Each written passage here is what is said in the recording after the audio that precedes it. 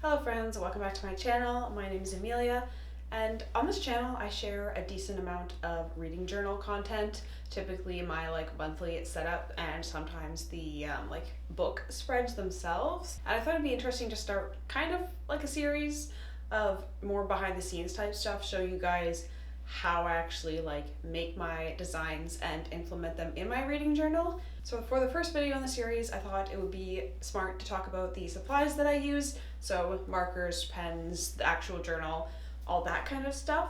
So let's go ahead and start by taking a look in my desk drawers, which is where I store pretty much all of my reading journal stuff.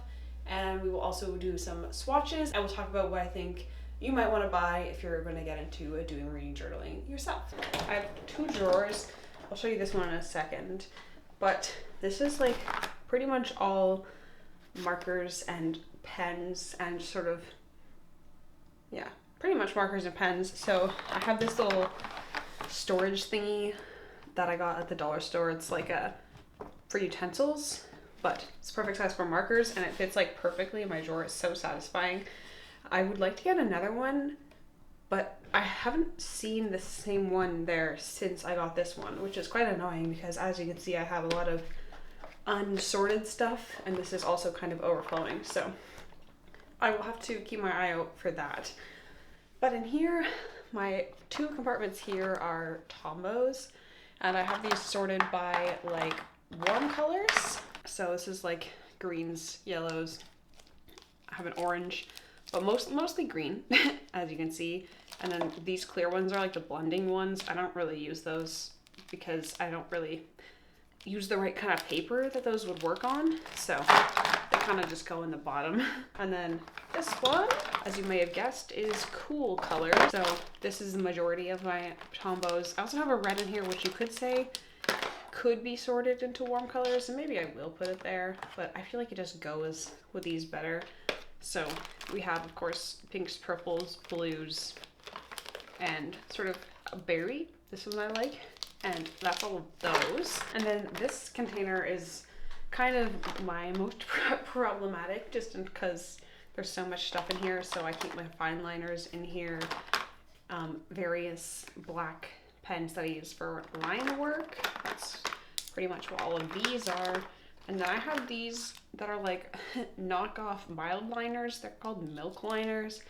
And these I rarely use. The colors ended up being not very good. They might look cute, but a lot of them were just, I didn't really like them. I didn't find them to be very usable, especially with my other markers. And often I'll use a Tombow and a Crayola or something in the same theme, but these just didn't mix in. So I use some of the blues and stuff, but a lot of them just sort of gather dust in here. All right, then I have my Crayola Colors of the World collection. I have these in the thick marker variant. I would have bought it in the smaller one, but this is just what they had. And I used these a lot more when I was doing bullet journaling, but I don't use it as much in my reading journal, especially this year. I've gone for a lot of brighter colors. And then I usually also keep, if I've used Crayolas in my theme for that month, or sometimes my Tombos as well, I usually just put them here, because if I put them back with the rest of stuff, they get mixed in and I forget what the colors were, especially these, because they don't have numbers on them, so I can't write it down. So this is my June markers that I still have to use. And then I just have the things that you need. So erasers, a sharpener, and then these are pretty much all. So for some of this is my regular writing utensils, and then these are pretty much all markers that I bought. All of these were pretty much acquired in the making of my Dragon Bone chair rebound set when I was trying to find the right silver to do the art on the cover with. So I just kind of keep them here because they're all metallic and different from everything else. But that is pretty much everything that lives in this drawer. I'll show you some swatches and talk about my favorites in a moment, but let's just do a quick tour of my other drawer. I'll move you over so you can see better. All right, welcome to drawer number 2. This one's kind of broken, so it doesn't come out all the way. It's something to do with the slide on this side, so if you know stuff about drawers and you have any tips, let me know. This is kind of the everything else drawer. It's pretty messy, but I keep this in here. This was my bullet journal last year, but I never got very far, so I have a lot of pages in here that I just use for whatever I need testing or whatever else. Keep a ruler. This is my reading journal, as you've seen plenty of times. It's just in here. I also have ink for my stamps, which are here. It's just like alphabet stamps. You've seen me use these lots of times. They have uppercase, lowercase, numbers, all that good stuff. It's also very hard to close because the stamps do like this. I have another ink thing. This one isn't as good. It takes forever to dry, so I usually just use this one. A lighter for candles. This is like a little stamp thing for marking books like that they belong to you kind of vibe. My sister gave that to me. I also keep scissors. I really like this for attaching things to paper. It is empty at the moment. Sorry, I don't know what this ribbon is doing though, so I can't really use that. Just another little notebook. I have some washi tape of various signs. I don't really use it. I need to do some stuff with washi tape at some point maybe. I also have, this is just like all different like papers and stuff. So this is like tea stained paper that I've used before. This is the transfer paper I also used for my book binding. And then I just have like extra pieces of like dot-eared paper. This is a piece of paper out of The Hobbit. But this is pretty much all I keep in my desk. So I'm gonna jump to a top-down view now where we can do some swatches, talk about my favorite like markers and pens and stuff, and why I like them. Okay, we're gonna use the Amanda Rach Lee journal for swatching and stuff while we talk about the other supplies I use. And I'm gonna try to go in like order that I would use them, where that's applicable anyway. So the first thing that I use is pencils. My favorites are these Winsor & Newton ones. They come in a variety of hardnesses, of course. I just have had a pack, and I am slowly running out of them as I lose them and make them very, very short. You can see my favorites by the shortness of the pencil. Obviously, you don't have to use like an expensive artist pencil. You can just use a standard yellow pencil, or you can also use a mechanical pencil. I do like to use these sometimes, but I don't often use it directly in my journal just because I like to, as you can see, because I've used these ones up more, use something a little bit softer. I mean, I do use the HB a lot, but you know, the softer pencils tend to erase better because they're not as hard, they don't leave like the mark on the paper. So that is something to consider, but I feel like pencils are not very interesting, so we're gonna swiftly move by that. All right, and my preferred pen of choice is the Uniball Vision Needle in Micro. These are both kind of empty-ish, I think, at the moment. At least this one is. So we'll see if we can find one that still works, because I have kind of gone through these things. Yeah.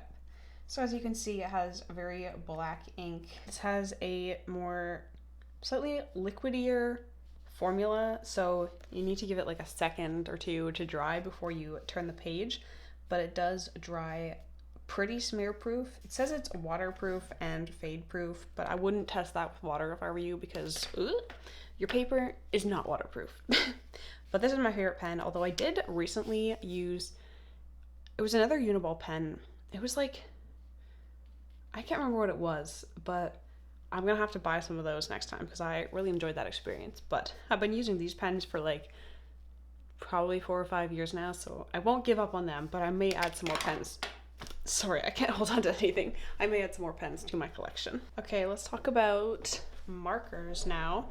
So it was really a thing in like early bullet journal YouTube that everybody had to use Tombos. They were like everybody's favorite. They were like the it pen. And so I've got a little bit of a collection of them going from my years of slowly collecting them. But they are quite expensive. So that is something to keep in mind if you're looking to like get set up to start doing some like reading journal stuff and you want to get markers. These this is not it one. These are going to sort of run you quite a bit. So I recommend just like waiting for a sale, and they have a bunch of different packs that have different themes. So maybe wait for a sale and then pick up a pack that you like. I'm just gonna show you a swatch of a few. This one, oh yeah, that one's dead. I should just probably admit it and tear that one out, huh? That still kind of works, but it is, okay, this is a bad example. I'm gonna put that one in the throw that out pile. But these are dual-ended. So you have a like brush pen on one side and then a finer end on the other. So you can get a pretty good variation of line thickness. As you can see, that's like 1.5 dot spaces versus you can do a fine line like along dots. And these are quite good for filling in large spaces, but also doing finer work, as you can see, or for like calligraphy, because you can get a lot of line weight variation, which is great for like writing, obviously. Like you can get a cool M. And they do come in a lot of colors, but as I said, they're not cheap. So to collect a good variety of colors is kind of expensive, but they are very vibrant.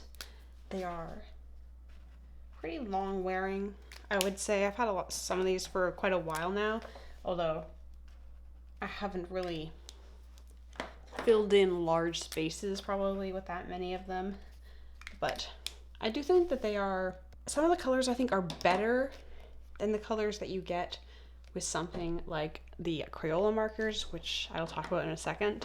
But I do think these are worth the money if you want to get like some staple colors that you're going to use a lot.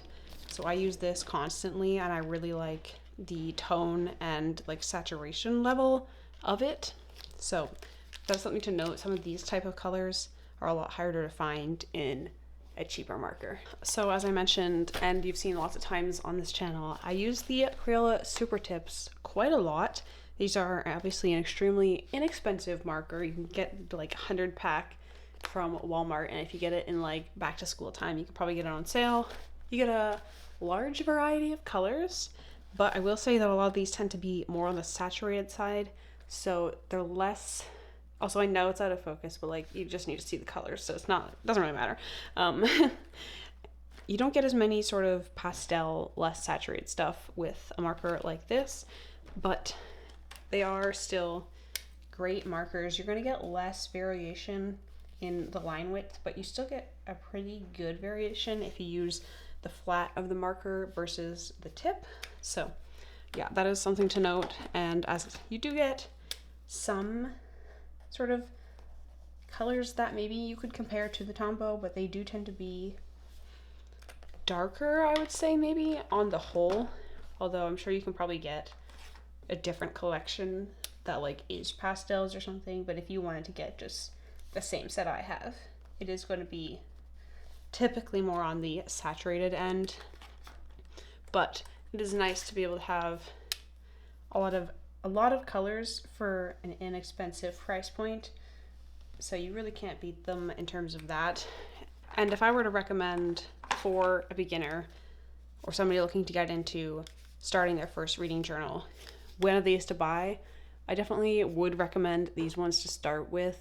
These are obviously great markers, but I just think for the price, if you're wanting to buy these, it's a lot more of a startup cost, obviously, and you can do a lot of things with these that you can do with these. So yes, you can get a lot of line weight and maybe do some more calligraphy, but while you're still sort of learning those skills, something like this that is a lot firmer of a tip and not as sort of, I mean, this one you can see is a lot longer and it's also more flexible, so you have to be more skilled to control it, which, I mean, I would still say I'm not very good at it, but if you use this marker, the tip was a lot harder, so you might not get as much line weight, like variation, but it is easier for a beginner to control. So as you can see in this one, even I have like messed up a little bit there, if you want to call it that. It's a lot more difficult to control this much.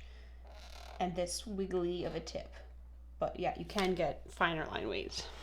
So yeah, I definitely recommend the Crayola calligraphy tip for beginners over the Tombow. And then, as I mentioned, I have the Crayola Colors of the World set, and I would have rather got these in this size, but I have the thicker ones, and these ones are all sort of shades of beige, brown, some more pinky shades, and they're quite a wide tip, so you can color large amounts of space, but you can also get a pretty fine line as well. All right, so let's talk a little bit about fine liners and sort of just outlining markers in general. So the Micron Micron is kind of like the art community like standard, I would say. They are very smudge proof. They call themselves archival ink, so it just kind of means that it doesn't like fade, essentially. They're good for outlines because this type of marker won't drag the pigment very much as long as you've actually let it dry first. And they come in a variation of tip sizes, so this is a 02, it's quite small. They come even smaller, so we have 005, and then of course they also come larger, so something like a 08. And they also come in brush tips, although I rarely use those. I usually use one of these. Now the main drawback with these is obviously that they are quite expensive, and I also tend to find that I feel like they don't last that long. And maybe this, I used them enough, but like I swear I didn't buy these that long ago, and you saw how many passes I had to do to make that line like not patchy, and that's just because that one's kind of drying out. So, but you can get extremely fine lines. The problem is my hands aren't usually steady enough to make the really fine lines look good. So something like a 08 is a little bit easier to hide that with, I think. But yeah, I was given some of these as a gift once, and now I'm spoiled and I just keep rebuying them. But for some other options, you can use a Tombow. They have a couple, they're not exactly fine liners, I don't think you would say, but they have this set you can get. One of them is blue, one is black, and one is a hard tip, and one is soft. So I think these ones are kind of dry, but I will attempt to show you anyway. So yeah, it's kind of dry, but you get more of that line variation like a Tombow, but it's a smaller tip and it's black, obviously. So those are good for titles in the cursive, and then this is just like a hard tipped version of it, but these are both dying. This is actually my second set of them, and I kind of would recommend, instead of buying like a whole set of the Micron pens and then wanting to buy sort of a black marker like this separately, I would recommend just buying this set, because you can use this as kind of like an 08 Micron, and then you can use this either to try to get finer lines, more like the 02, but you can also use it more like a calligraphy sort of style pen, which is kind of more what it's supposed to be, but with just two pens. You can kind of get a lot of what you get from this set, but this one's not going to be quite as smudge proof. You're going to want to make sure it dries a little bit more. And then I also have this Pigma FB by Sakura. Sakura also makes the Microns, but this is more along the lines of this, where it's like a calligraphy pen. So we have a soft tip, but this one is even finer. So you can do smaller titles, essentially. You get a thicker width and a very fine width. And this is another really favorite of mine that I really enjoy, but it is quite a soft tip. So I think that the Tombow is better for beginners because it's still a soft tip, but it's a little bit harder than this one. So this one will be easier to control. But I really like this one. I think this is also my second of these. All right, so this is pretty much all that I use in terms of pens and markers, but I do just want to quickly mention my stamps because I use these all the time. It's a very easy way to get a little bit more consistent looking type, although I do struggle to get them all like lined up properly. But this is just like an alphabet stamp set. It also has numbers and like some punctuation. These, it doesn't matter where you buy this. It's kind of like one of those drop shipped items where you'll find it in like so many different places for different prices. So if you just search like alphabet stamp set and then just like look for the place that's selling it for the best price and with the least expensive shipping, it's all going to be the same. So it doesn't matter where you buy this from, because I remember seeing someone talking about it and like, oh, it's from this brand or whatever. It's like, it's not really from that brand. That brand is just happens to be the drop shipper that you bought it from. And then of course you obviously need ink. I've been using this Trodat ink. I just bought it on Amazon, but it's stayed moist, I guess. I hate that word, but I've used it now twice in this video. But it stayed inky for a long time. I've probably been using it for 2 years, I would say, and you do need to give it some time to dry. You're always going to have that with like wet ink that's not like pen ink, but I do find that it dries relatively quickly and then you are good to go. So yep, these are the stamps. I somehow already have ink all over my hands. The one thing I will say about these stamps is they're not very well glued down, so you can see the edges, I don't know if you can see, kind of come up a bit. Sometimes you just need to push those down, otherwise when you put the stamp down, as you probably will have seen on some of mine, let me see if I can find a bad one. Yeah, you get like the edges. So that is just something to be aware of, because, you know, it's a cheaply produced product. It is going to perform kind of in a cheaply produced way. But yeah, that is kind of the last thing that I really have to talk about. And I also feel like I've been talking for a while now. If I were to recommend just, let's say, just 5 items for you to purchase to start your reading journal journey or bullet journal, because really the supplies are all the same, it's just the content that's different, I would recommend the Uniball Vision Needle. It has a very dark ink, so let me see if I can find some. It has a very dark ink, so it's easy to read, and I also just like the feel of it when you're writing with it. I think it is a great pen, so yes, I would recommend a pen. It could be any pen, but I like this one specifically. Then I would recommend this set of Tombow markers. You should be able to find it in a set together. They're usually sold like that. They're just calligraphy pens, but I think they cover you in terms of outlining things or making pretty titles in a sort of more calligraphic style. And then I would recommend the Crayola Super Tips, whether or not you get the set of 100 or you get a smaller set. I just think they're the best bang for your buck in terms of markers. And then you can go on to Tombows as you have more experience or want to get a higher quality marker. And then after that, I do recommend the alphabet stamps. I just think they make titling things really easy, and obviously you need ink to go with it, but like any ink will do. This one is good, but any ink will do. And also, I mean, obviously it doesn't have to be these specific stamps either. And then the final thing that I'm gonna recommend, I actually haven't talked about it yet, but it's actually just a ruler. It doesn't need to be this ruler. Any ruler will do. I have a bad habit of being lazy and not using a ruler, so I end up with lines that look like this, you know, squiggly wiggly, not going in the intended direction. So if you're wanting to achieve a crisp, precise look, using a ruler is a great way to achieve that.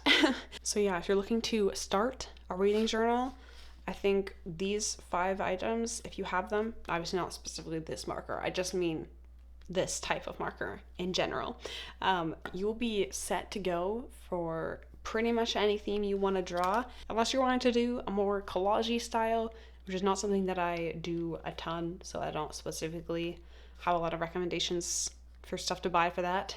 But these 5 items and you will be good to go for any drawing centered theme. All right, friends, welcome back. I hope you enjoyed my little desk tour and also talking about all of my supplies. I hope you found some useful information in this video, but that is all that we have time for today. So thank you so much for watching, and I will see you next time.